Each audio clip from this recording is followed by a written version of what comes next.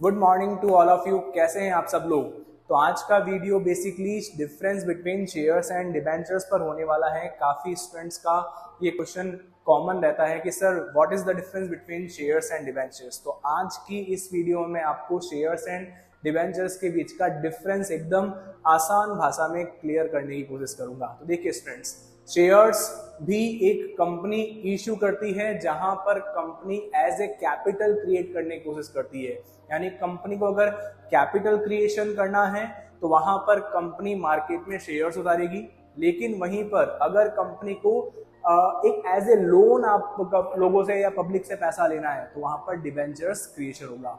तो अगर कैपिटल लेना है तो शेयर्स और लोन लेना है तो डिबेंचर्स इश्यू होते हैं।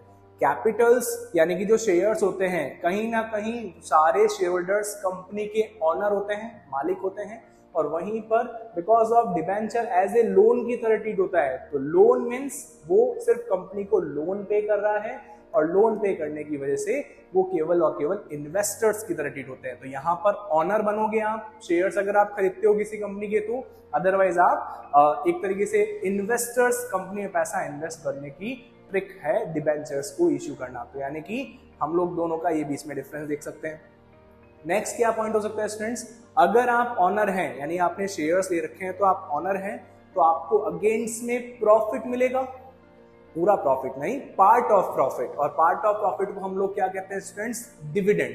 तो आपको शेयर्स के अगेंस्ट में डिविडेंड मिलता है, लेकिन वहीं पर आपको डिबेंचर के अगेंस्ट में क्या मिलेगा, इंटरेस्ट। क्योंकि आपने सिर्फ एज ए इन्वेस्टर इन्वेस्ट किया है पैसा, तो आपने जो पैसा लगाया उसके अगेंस्ट में इंटरेस्ट मिलेगा। अच्छा, अगर आपने इन्वेस्टर की तरह इन्वेस्ट किया है तो आपको इंटरेस्ट फिक्स्ड मिलेगा, कंफर्म है, मिलेगा ही।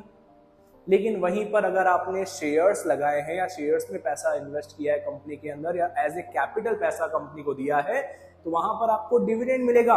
इसकी कोई गारंटी नहीं है, यानी कि नॉट फिक्स होता है डिविडेंड, क्योंकि आप ऑनर हैं, मालिक हैं। सोच के देखिए, मालिक मतलब बिजनेस का ऑनर जो कि रिस्क लेता है, उसको डिविडेंड मिल भी सकता है और नहीं भी मिल सकता।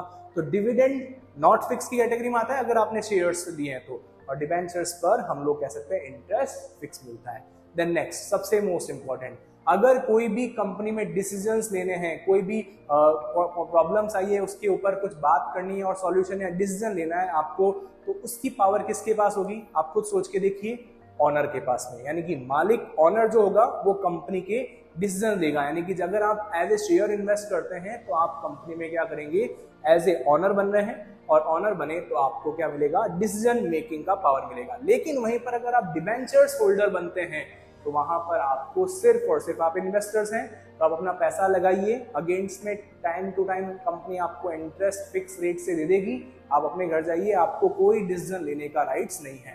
तो ऑनर को डिसीजंस के पावर और राइट्स मिलते हैं, लेकिन इन्वेस्टर्स को ऐसा कोई पावर और राइट्स नहीं मिलता है।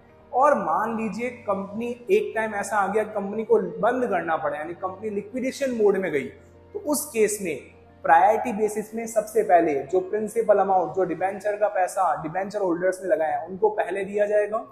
देन आफ्टर किसकी बारी आएगी, हमारी शेयर होल्डर्स की, यानी कि जिन्होंने एज ए कैपिटल पैसा लगाया। अगर बच गया पैसा तो उनको मिलेगा, नहीं तो क्योंकि वो ऑनर है तो उनको रिस्क भी लेना पड़ेगा।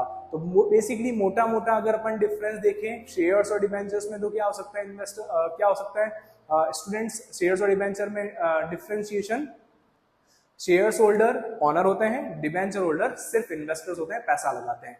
शेयर्स के अगेंस्ट में डिविडेंड मिलता है, डिबेंचर के अगेंस्ट में इंटरेस्ट मिलता है। इंटरेस्ट जो होता है वो फिक्स्ड होता है, मिलेगा ही, लेकिन डिबेंचर के ऊपर, शेयर्स के ऊपर जो डिविडेंड मिल रहा है वो नॉट फिक्स होता है। और at the time of liquidation debenture holder को पहले रीपे किया जाएगा एज कंपैरिजन टू किसके, शेयर होल्डर के कंपैरिजन में पहले पे किया जाएगा। तो बेसिक ये डिफरेंस होते हैं। आई थिंक आपको समझ में आया होगा डिबेंचर एंड शेयर्स के बीच का डिफरेंस। ऐसी ही इंटरेस्टिंग वीडियोस के लिए कंटिन्यू बने रहिए।